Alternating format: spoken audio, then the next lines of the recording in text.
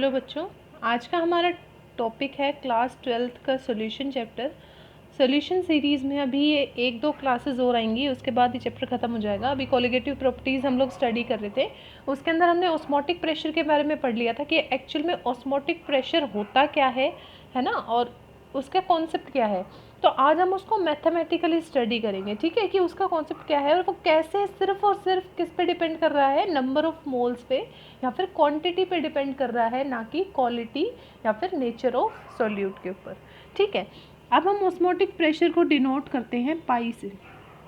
ठीक है, मैंने क्या किया, ये ऑस्मोटिक प्रेशर है। ऑस्मोटिक प्रेशर है जितना ज़्यादा हमारी मोलर कंसंट्रेशन होगी, जितनी ज़्यादा हमारी मोलर कंसंट्रेशन होगी उतना ही ज़्यादा हमारा ऑस्मोटिक प्रेशर होगा। ठीक है, ये हो गया हमारा ऑस्मोटिक प्रेशर।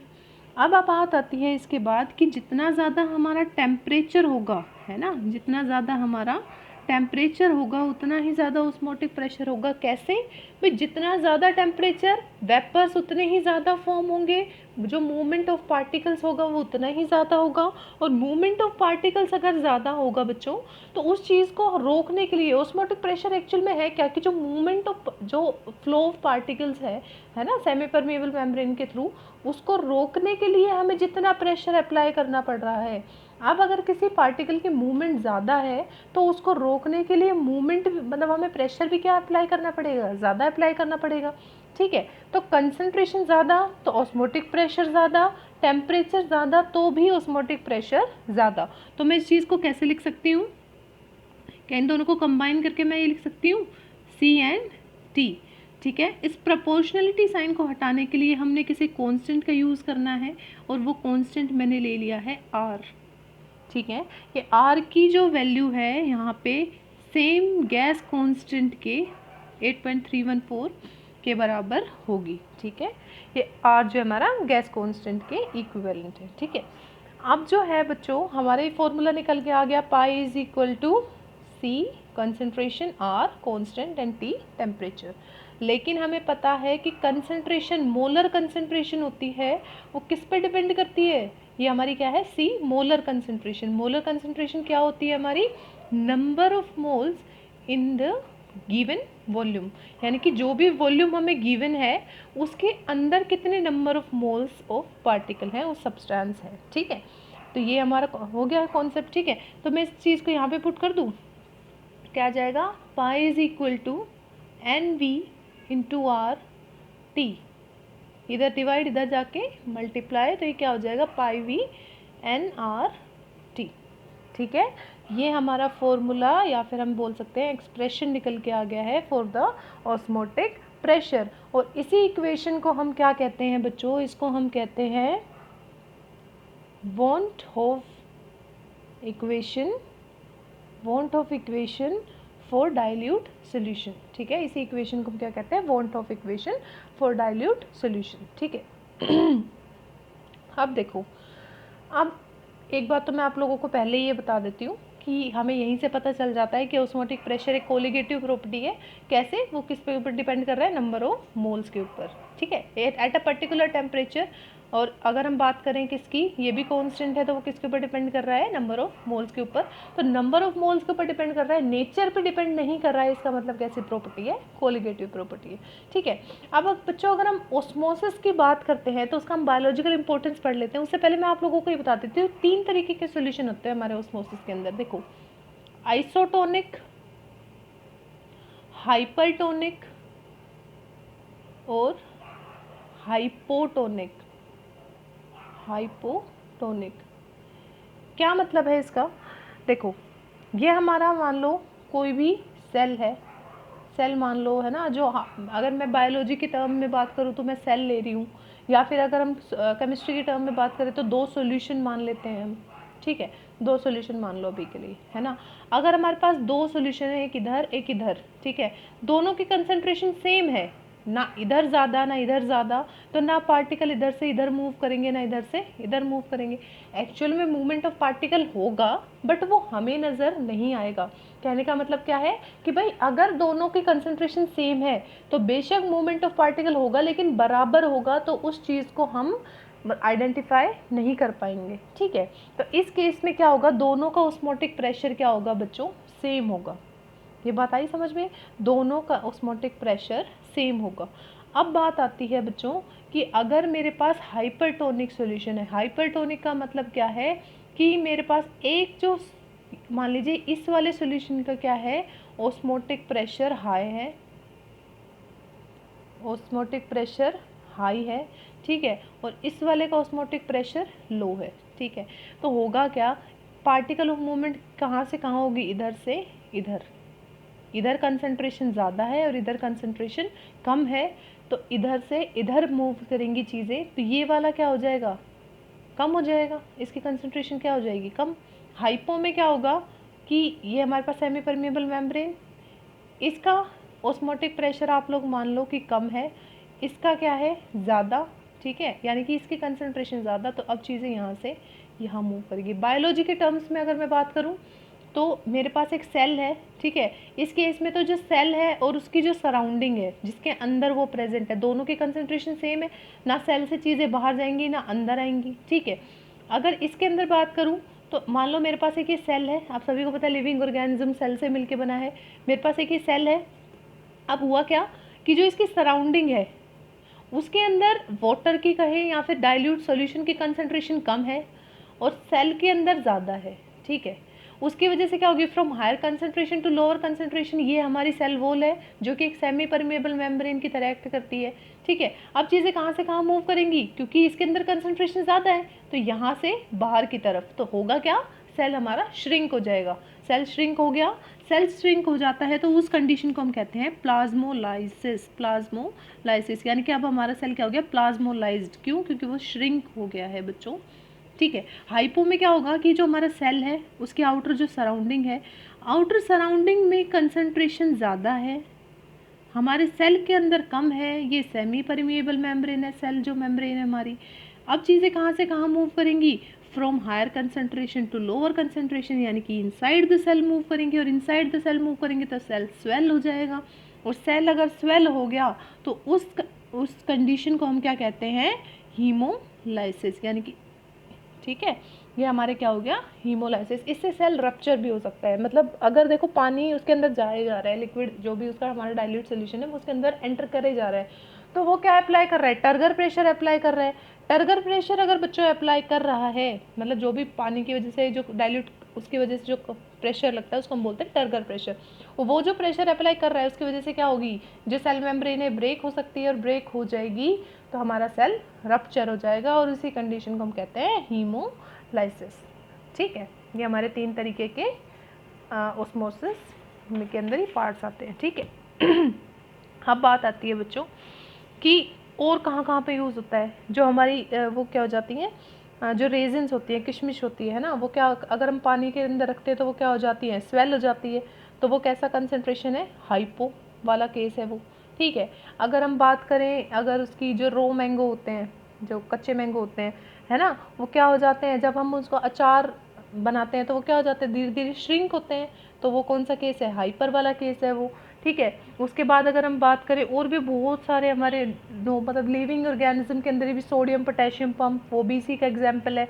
उसके अलावा अगर हम बात करें जो फ्लावर होते हैं ना, उनको पानी में रखते हैं तो वो क्या होते हैं, थोड़े अच्छे रहते हैं, खिले खिले, क्यों, क्योंकि वो पानी उनके अंदर मूव करता है, ये वाला केस है, ठीक है। अगर हम कैरेट की बात करें तो कैरेट को अगर ऐसे रख दिया जाए तो वो सिकुड़ जाती हैं, ठीक है, सिकुड़ जाती है, यानी कि ये वाला केस हो जाता है, फिर उनको वापस पानी के अंदर रख जाते हैं तो ये वाला केस हो जाता है, ठीक है। तो ऐसे बहुत सारे एग्जाम्पल है जिसके अंदर हम इन चीज़ों को स्टडी कर सकते हैं, ठीक है।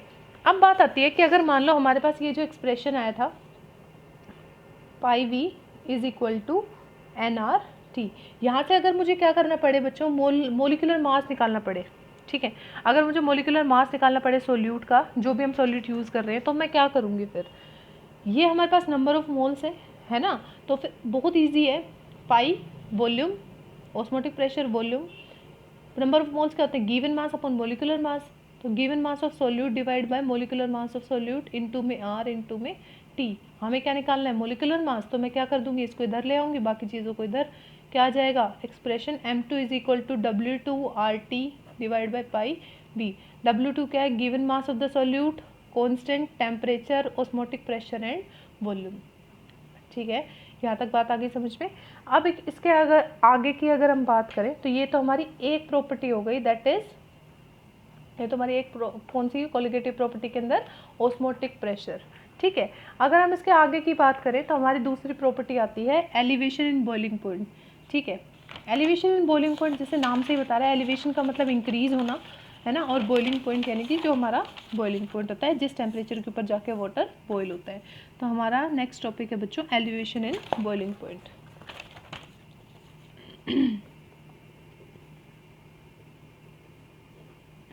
एलिवेशन इन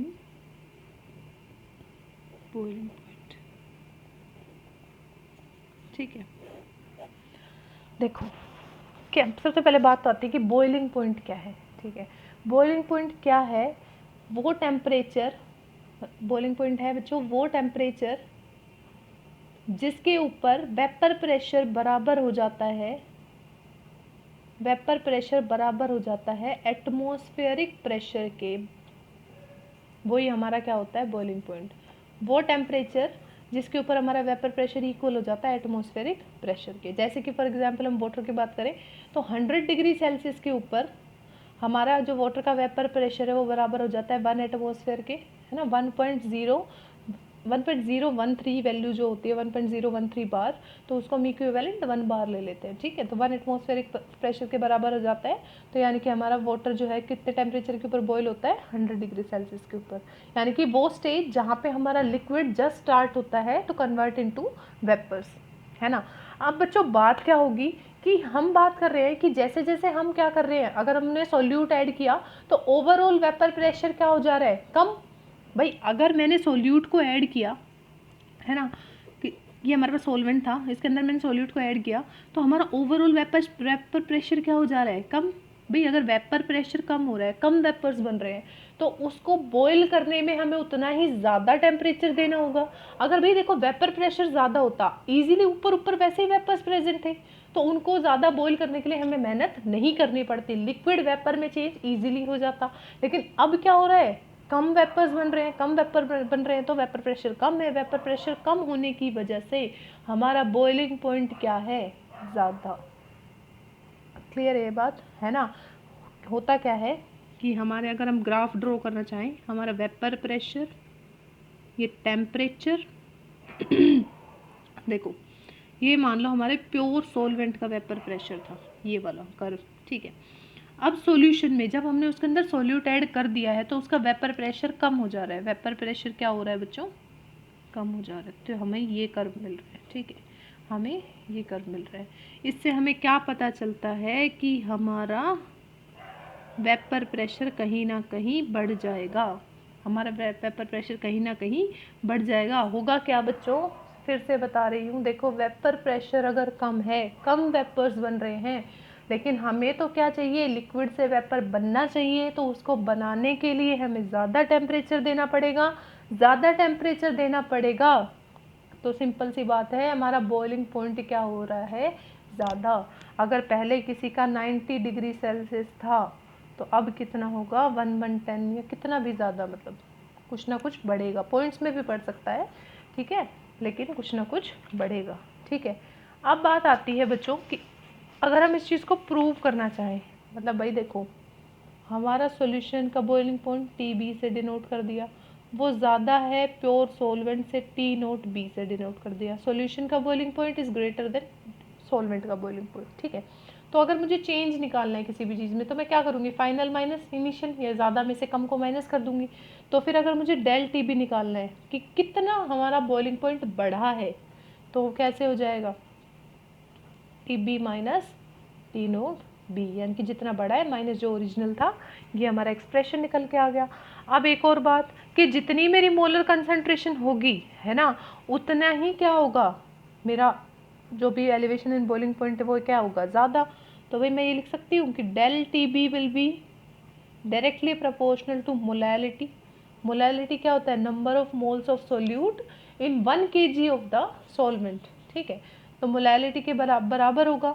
प्रोपोर्शनलिटी साइन को हटाने के लिए मैंने क्या किया, del TB will be equal to KBM। K B एक कांस्टेंट है, इसको हम क्या बोलते हैं, molal elevation constant, molal elevation constant, या फिर इसका दूसरा नाम क्या है बच्चों, इब्लियोस्कोपिक कांस्टेंट। और m क्या है, मोलैलिटी ऑफ द सॉल्यूशन। ठीक है, अब अगर मैं मान लूँ कि मेरा जो मोलैलिटी है वो कितना है 1, लेट कर लिया मैंने कि मोलैलिटी मेरी कितनी है 1। ठीक है, तो उस केस में क्या हो जाएगा, इस फॉर्मूला के according del T B will be equal to K B. तो अगर हम यहाँ पे मोलर एलिवेशन कांस्टेंट या फिर इब्लियोस्कोपिक कांस्टेंट को डिफाइन करना चाहें तो मैं क्या बोल सकती हूँ कि elevation in boiling point when molality is 1 is simply known as molar elevation constant. भाई वो किसके बराबर है, एलिवेशन इन बॉइलिंग पॉइंट के, जब मोलैलिटी मेरी कितनी है 1। तो ये हमारा डेफिनेशन हो गई किसकी, मोलर एलिवेशन कांस्टेंट की।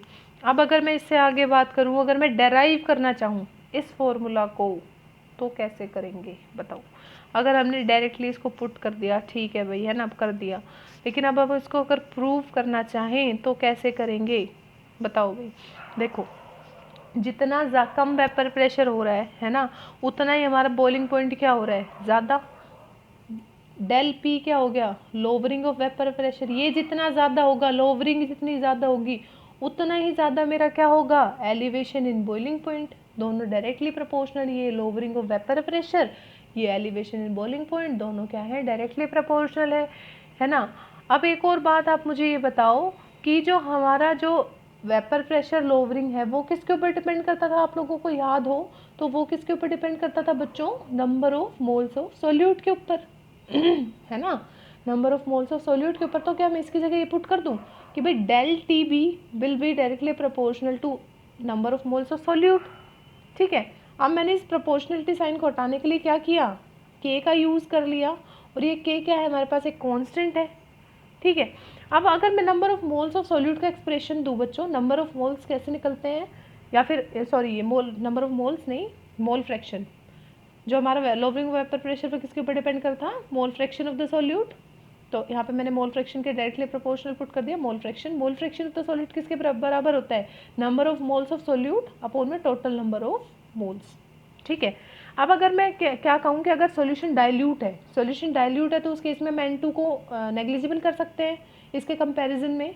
अगर मेरा सॉल्यूशन डाइल्यूट है ना, तो उस केस में मैं क्या लिख सकती हूँ, इसको मैंने नेग्लेक्ट कर दिया तो आ जाएगा N2 डिवाइड बाई N1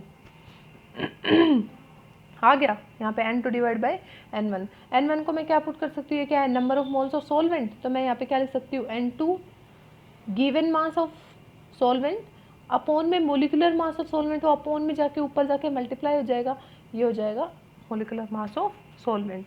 ठीक है, अब मैं इसको इस एक्सप्रेशन में पुट कर देंगे, देखो हमें क्या मिलेगा, डेल टी बी हमारा बराबर था KX2 के, क्या हो जाएगा, K M1 N2 divide by molecular mass of solvent, number of moles of solute, given mass of solvent.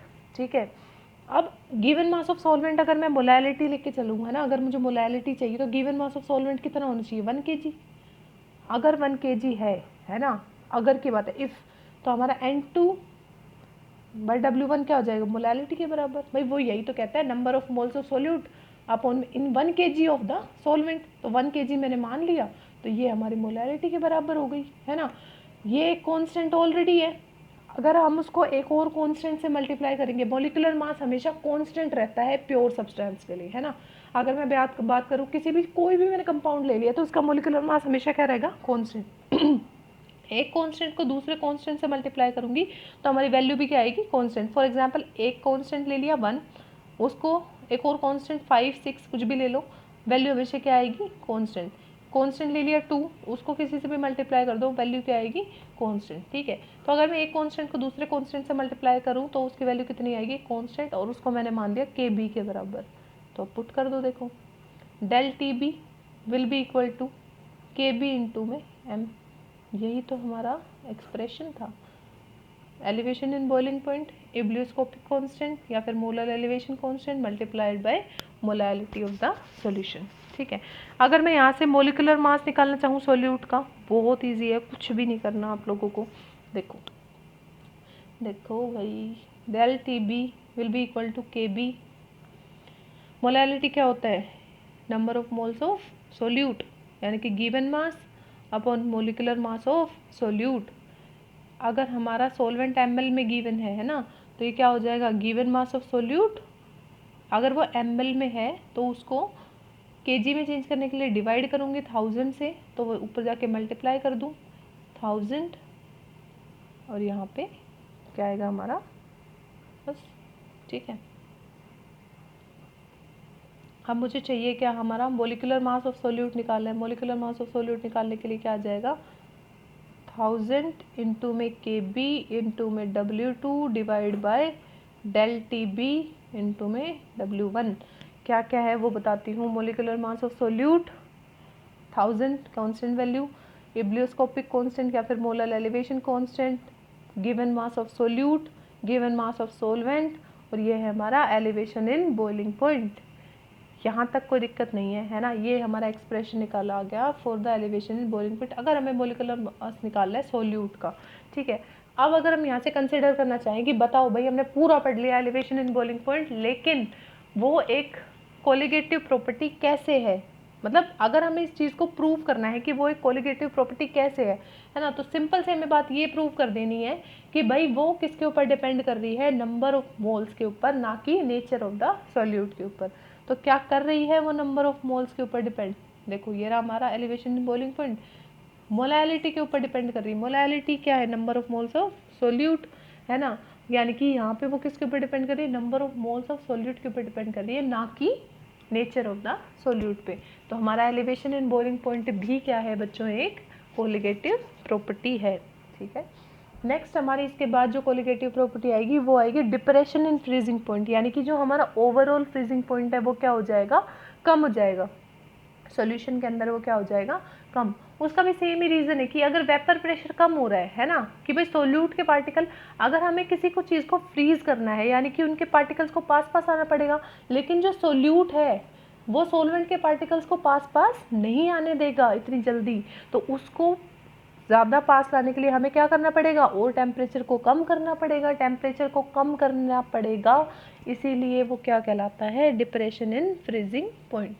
Same उसका भी ऐसा ही है कि जितना ज़्यादा अगर वेपर प्रेशर कम होगा उतना ही हमारा फ्रीजिंग पॉइंट भी क्या हो जाएगा? कम, उतने ही कम टेम्परेचर पे जाके चीज़ें फ्रीज होंगी। ठीक है, वो हम नेक्स्ट वीडियो के अंदर कवर कर लेंगे, जो अभी हमारी 1-2 कोलिगेटिव प्रॉपर्टी बची है वो। बाकी आज के लिए इतना ही। Thank you so much.